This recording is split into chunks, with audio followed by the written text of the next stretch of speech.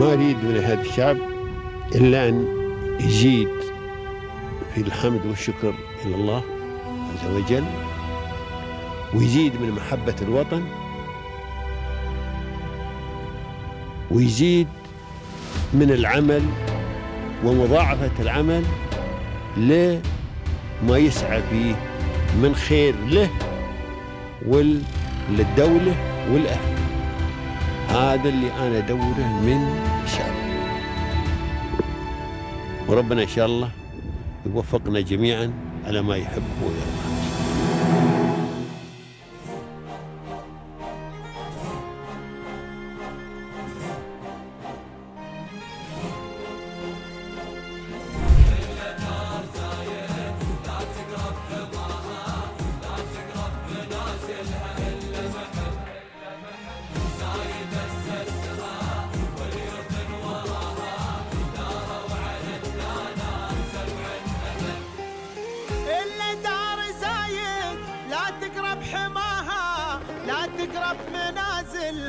Oh well, UAE. I cannot say enough and give enough credit for the UAE. UAE is the land of dreams for any entrepreneur. The way the rulers of this country are putting the strategies and the policies and setting the stage for success for any company is unmatched.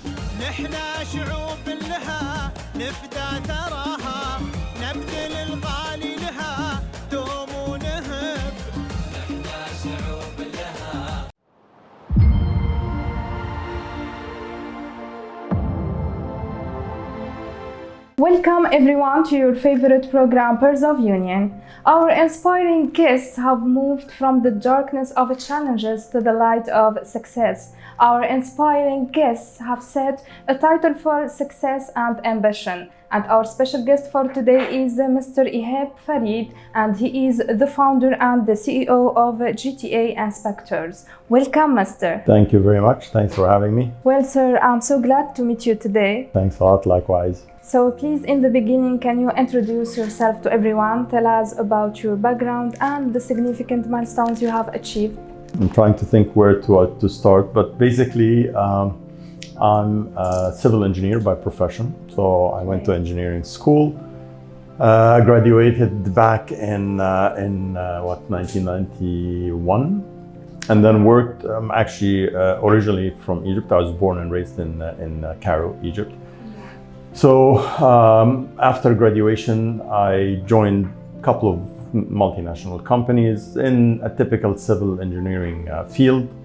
But it was more into the business. Like I never, when I left school, I decided that I don't want to go back into working as a typical civil engineer in a field. So I wanted to be still in an engineering area, but within a business. So I joined a company in the construction chemical industry. So it was only hiring engineers. So basically in my field, but I'm also responsible for business development, specification setting with consultants and so on. Because at the end of the day, it's a business. So we used to sell products to big construction projects. Anyway, I joined it for a couple of years, or actually more, 3 years. And then I joined a big multinational company that was first time for them in Cairo, establishing a branch. And I stayed with them for 2-3 years. And then I decided that I want to do a further education. I want to have my MBA, because I thought combining a master's degree in business administration together with my civil engineering background could be a good mix. Exactly. So I started, now we're talking about 1996, 97, I think. So started to talk with few universities all over the world. Basically, it was all over the map in Australia and in Europe, and one of them was the University of Toronto in Canada. I'm telling you the story how it all started from the beginning. I'm trying to remember as it was a long time ago, by the way. So basically, I got accepted in the University of Toronto. So I decided to quit my job and go spend a couple of years in Toronto, complete my master's degree in business administration, which was my dream, and I'll come back. So at that point, I never have any intention to live outside of Cairo for an extended period. I'm basically going just for education purposes and coming back. And then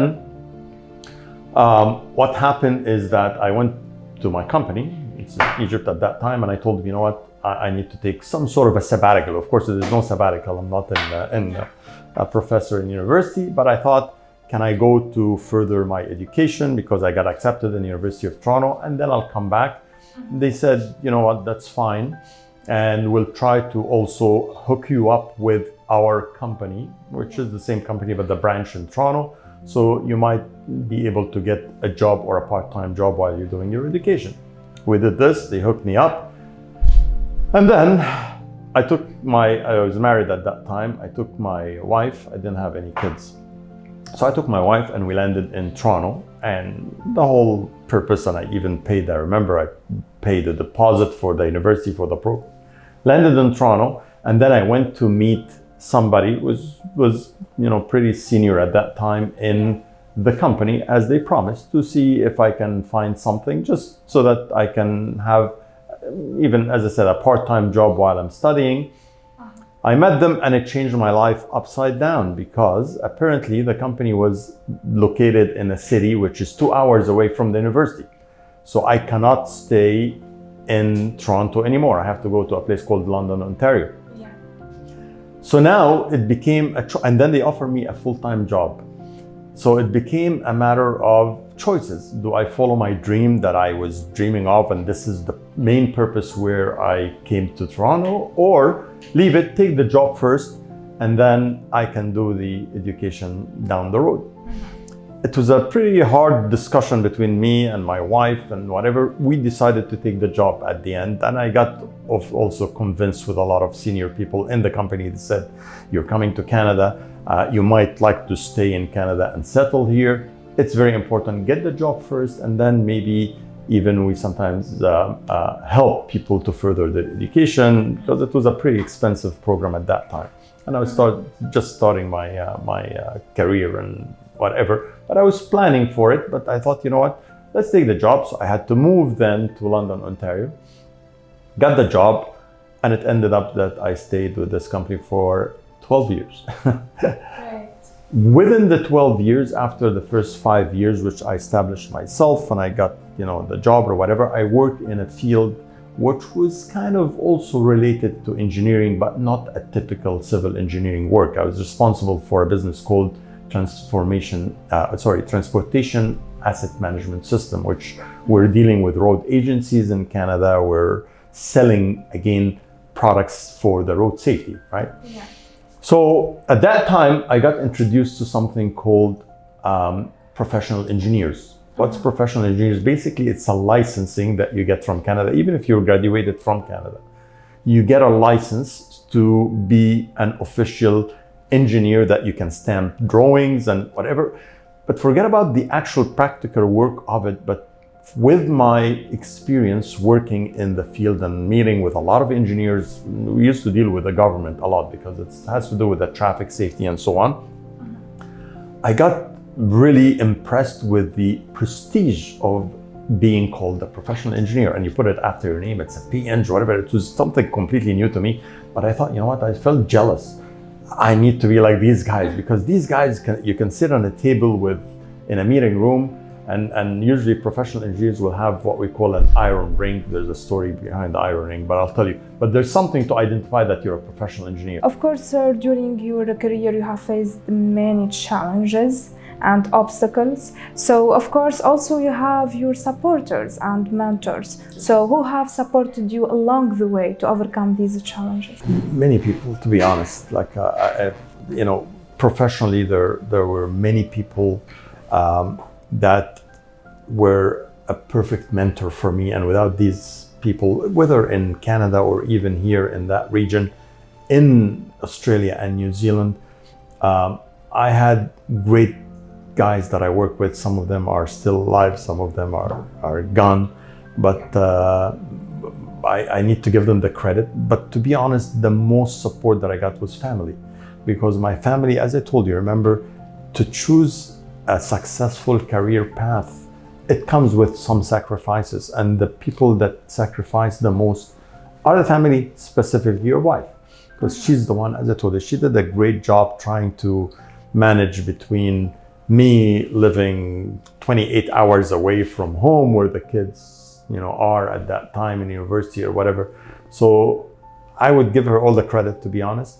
But also I cannot deny that professionally I got a lot of supporters, and not all of them were my direct supervisors, but there are sometimes people, like a typical wise people. I remember specific names in 3M Canada and in 3M Australia and New Zealand that I will definitely give them a lot of credit for mentoring me and giving me this The right path and the opportunity as well to excel into my career from a corporate standpoint. So, sir, you decided to start your own business here in the UAE. So, what motivated you to create your company? What motivated you to start GTA Inspectors? That's a very interesting story. So basically, now I left the company. I left after 23 years. I left my corporate company.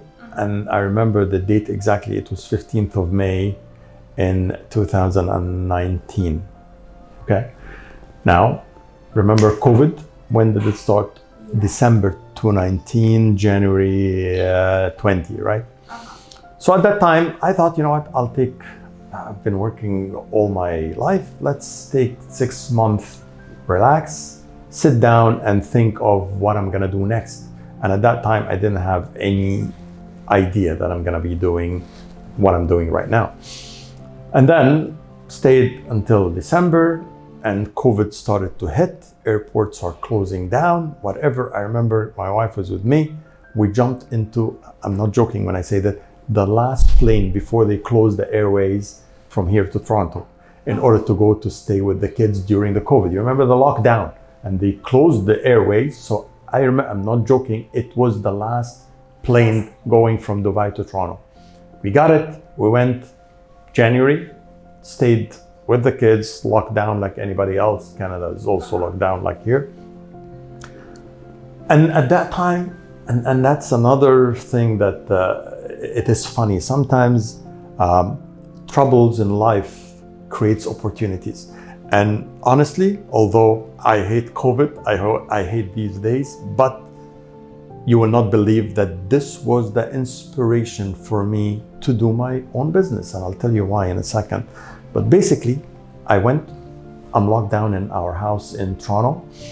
You have plenty of time. There's no fun, you can't see your friends or whatever. So there's nothing to do but sitting down and thinking and figuring out what you're gonna do next, right? Yeah. And at that time, I had few friends that I knew from the Canada days back in 1999 or whatever, that they had a home inspection company at that time, GTA Inspectors, by the way. Yeah. And I thought, you know what? And of course, you can understand when I went to Canada, I was leaving 23 years of work in corporate. So I got my end of service. So I have some cash that I need to invest it somewhere. And what services does the company offer, and also what industries do you serve? Absolutely. We serve mainly the real estate industry. So we are simply doing property inspections for commercial or residential or whatever buildings. So to give you an example, it's very easy. You're buying a home, whether used home or brand new home that you purchased off plan from a big developer here, right? Yeah. When they call you, if it's a brand new, they call you, said your home is ready after 3 years, whatever. You bought it before it gets built anyway. Come and get your home. It's ready for you to get the key. You hire us to go and inspect the home for you, come up with a report, detailed report that you give back to the developer in order to rectify all the defects that we have found before you take the key. Because if you took the key, that's it. All the liability moves with you. Yes, you have a warranty, but warranty doesn't cover everything for 12 months. So that's what we do. We inspect homes, we inspect properties, we inspect hospitals, we inspect buildings. Of course, I give you one side of it, brand new home, but also used home. If you're going to buy an apartment or a villa, but it's used. It's been, up for 10 years and it was tenanted or whatever. Now, you cannot buy blindly. You have to get somebody similar. Think about it like a car. You buy a used car, you have to take it to a mechanic to inspect. We're the mechanics of the home. So we go to any home and inspect. We're going to talk later about what we inspect exactly, what do we do in a typical home, but that's in a hindsight, what do we do? Yeah. Of course, it could be villas, we do commercial, we do malls, we do building condition assessment for big buildings. When a contractor finish, the construction of a big 60-story building, the owner or the home, owner association, they hire us to come inspect the building, all the common areas as well as the different units, in order for them to give the final payment to the contractor. Meaning that, of course, doesn't happen easily, because we have to inspect, we have to find defects, give a report, and report can be sometimes like 300 pages worth of defects that the contractor has to rectify before they finalize and receive the unit from them. So that's in a very high level, what do we typically do. And how has the company evolved since its inception? More than we're growing. It's been 5 years. We're just we just closed the year, and we're doing 42% compounded annual growth rate. So year after year, we're growing at 40% rate. You can imagine companies when they grow at 5% rate, that's something. We're going 40% rate as a CAGR, or compounded annual growth. Year after year, we're adding resources, we're adding assets, we're getting company cars, more equipment, adding more engineers. We only hire engineers. Not only civil engineers, but also because we work in different disciplines. So we have mechanical engineers, we have electrical engineers, we have civil engineer. So it is, to be honest, exceeded all expectations in terms of growth, beyond what we thought, and beyond what we thought when we were first saying that we're going to have like a side business here to give us, some presence in the country. So it's growing very well. The concept is growing very well, thanks to us and to some other competitors that came into the picture as well, because all companies in that field help, to be honest, each other without being, in a close collaboration with each other, but just to create and generate the demand and get people to understand what is home inspection and why do you need to inspect your home before you move blindly and take the key, and then you're faced with so many problems. So today we are living in a competitive market, especially in Dubai. So we should have a special impact for us. So what sets GTA inspectors apart from other inspection firms in the market? Oh, well, that's a very a question that we get asked a lot from clients, by the way, because well, I might sound, when I'm talking about this topic, I might sound a bit arrogant, so please bear with me, because I'm talking now about my company and what sets me aside from other companies. But basically, in this field, there are, especially after we opened, when we started 5 years ago, there was not a whole lot of companies. It was less than one handful of companies. Since we started, a lot of companies came into the picture, and we've seen a lot of companies that copied us in terms of even, the work, the websites and the services.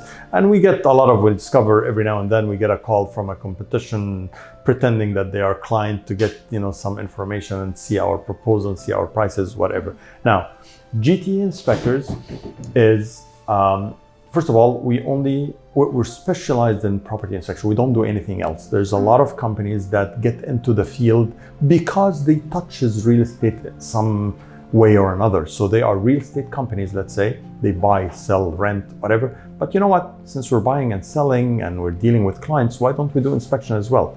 So they are not specialized. So they end up hiring some technicians, in our view, unqualified, skilled workers, and they don't have the proper equipment and so on, and then they do the inspection. So that's one area. We're specialized in property inspection. We don't do anything else, so we don't get into any conflict of interest, because there are other companies that are contractors that they said, I do contracting, I do fit out work. Why don't we do inspection at the same time we offer to repair, which is a perfect conflict of interest, because now you're inspecting with your right hand and you're recommending things to be done in the home, and you're offering to repair it as well. So for us, it's completely forbidden. We only hire engineers. We don't have skilled workers, only engineers, and our engineers are trained. We send them to the headquarters in Canada, or we bring somebody from the headquarters to do a thorough training, so they are certified property inspectors, so we certify them. Sir, in your opinion, what are the challenges or the biggest challenges currently facing the inspection industry? To be honest, if we're talking about here in the UAE, the major concern that we're working hardly on a daily basis is raising the awareness. People need to understand that there is something called property inspection. In this country, or this part of the world, actually UAE is much better than other areas in the Middle East or whatever. People doesn't know that the service exists. We meet a lot of clients that they got their home and they started to find the ceiling is leaking, air conditioner is not working, all kind of trouble, and they call us after in order to give them a report and give the report as part of their warranty, and they say, we didn't know that this service exists. So part of our role is not marketing to get clients, is to inform people. We do a lot of, so I do personally, like what I'm doing right now, I do a lot of interviews. I did multiple interviews in radios and whatever, just to get people to understand. And again, I'm not trying to grab clients for me. I just need people to understand that the service exists in the UAE. They can decide who they're gonna work with down the road and do their own due diligence. But the knowledge that this service exists is the major challenge that I see here in the UAE. It's much better than 5 years ago, but we still have a long way to go. And how do you see technology changing the inspection and compliance landscape? It's technology, AI, whatever you name it, that's in the heart of everything that we do now. So definitely, we utilize the latest technology possible that get us to be able to do an inspection for even a big 60-floor building or a big mall. I don't want to mention specific mall, but we did a lot of malls in the UAE, and we issued the report on the same day to the client. That's technology. Imagine, and again, I'll send you some sample report. You can understand what we're talking about. When we go and do a mall, it's a phone book worth of photos, videos embedded inside the PDF. It's interactive PDF. These are all technology that was not available. I remember the good old days back in the 90s, property inspectors used to come to your home with a sheet of paper and then they check everything. Yes, it was all manual. Now it's all our engineers are equipped with the right equipment, iPad, they do the inspection. By the time they leave the property, inspection is done. They upload it to the cloud, it goes to the technical team in Toronto. The report is done within an hour. Gets sent to us here for final review, and if we need to change some wording, whatever, with the inspector that did the work, sent to the client. So sir, after many years of experience, what do you aspire to? Looking ahead, what are your future plans for the company? Well, growth, basically, in the UAE, which is now, it's becoming the headquarters for the Middle East. But we've also, 2 years ago, we opened a branch in Mumbai, in India. 3 years ago, we opened a branch in Cairo. So we're expanding geographically, and we aspire to go to many other places, and we're only restricted by the amount of time that we have, because the business is growing here. So to be honest, we can't keep up, but we want to go to Saudi, we want to go to Bahrain. Like, we have potential in every single country, and Dubai or the UAE is becoming now the hub or the head office for all the Middle East. Mumbai branch is doing pretty well. Cairo branch. Cairo is even harder than the UAE. UAE, we have a lot of expats coming from Western countries, so they know the concept. In Cairo, it's all Egyptians. The concept of home inspection is not something that so we do as much of brand awareness and knowledge on the services in Cairo. So, but it's moving on the right direction. India is doing well, and here, of course, it's flying. Which, what do we aspire? Aspire to grow it and really become a multinational. I want to go back to the same model that I had on my corporate life. I want to really grow it to be a multinational company. Now we have a headquarter in Toronto, the Dubai branch, which is responsible for the entire UAE, becoming the headquarter for Middle East Africa. So I'm following a kind of, although the company, the field, it's not going to be like a $30 billion company. We're still working in a very niche market, but I want to put it in a model that similar to big multinational. So we will see other branches. Absolutely. Very soon you'll have, I'll let you know. But so far we have here Mumbai and Cairo for the Middle East, and of course the headquarters is in Toronto. Sir, of course, after your faithful journey and rich experiences, you made your successful journey and you made your successful story. So the word of success is not strange to you. How can you define success? How we define success is you follow your dream, do what you feel you like to do. By the way, I didn't get a chance to mention, but as I told you, I'm a civil engineer by profession. So from day one, when I graduated, although I joined for 23 years companies and worked in multinational companies and, different continents of the world or whatever, but I always you have to have what we call a true north. You need to have a very long-term vision, what you want to do at the end, what you want to retire with. And I always knew and wanted to have my own business that I will grow at a certain point of time. It just happened that I did it after 23 years of working in corporate life. I could have done it after 5 years, but it's always in my mind. And the reason why I didn't do it earlier is that I was doing pretty well in corporate. I'm growing, I'm traveling the world, I'm having a lot of expat experiences. Just keep following it until the right time comes and I felt, this is the end. Looks like I reach everything that I can reach. Of course, there was a bigger position I could have taken, but you have to know your limit. At that time I knew that if I'm not moving to the headquarters in the US, probably I'm not gonna go any higher than this. And I want to stay in the region. Went back to my true north. This is what I dreamt of at one day, and I followed it. Follow your dream. Make sure, I mentioned that earlier, get out of your comfort zone, very important. And this is something that all young entrepreneurs or young people in general that's starting their career, everybody now want to stay comfortable. I want to work.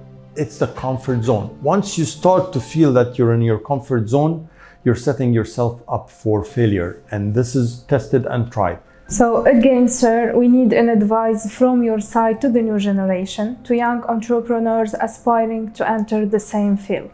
Well, this is like I'm talking to you guys, young entrepreneurs now that thinking of going into that business. I would definitely encourage you. It's a perfect business, but you need to like it. Definitely, you need to have some engineering background.